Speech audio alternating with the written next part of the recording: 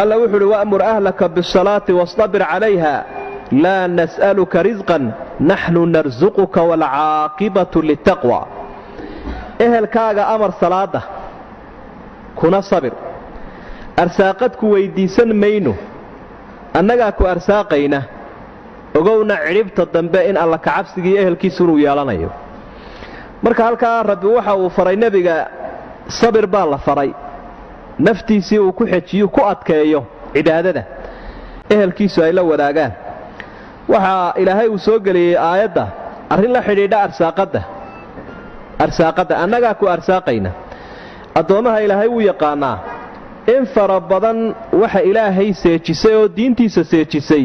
arsaaqadoon dadka qaarkood baa laga yaabaa markaad diin kala hadasho ee dacwad kala hadasho ee cibaado kala hadasho inay ka cawdaan arsaaqadda oo dabeedna uu qofku idhaahdo arsaaqadii baa igu adag maxaanu salaatukanaa bariiskiiba ma hayne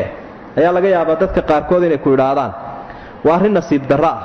ilaahayna xogogaal buu yahay oo markaasaa wuxuu idhi laa nas'aluka risqan naxnu narsuquk annagaa ku arsaaqayna arsaaqad ha ka warwarin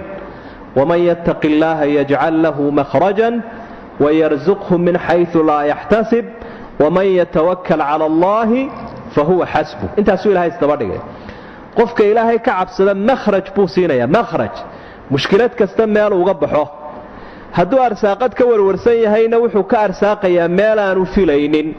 ilaan ilaahay baa ayaa qasnadaha arsaaqadda gacanta ku hayo iska leh waman yatawakkal cala allaahi fahuwa xasbuh cidda ilaahay tala saaratana wuu ku filan yahay intaasoo bushaaraa ilaahay uu qaaday subxaanahu wa tacaala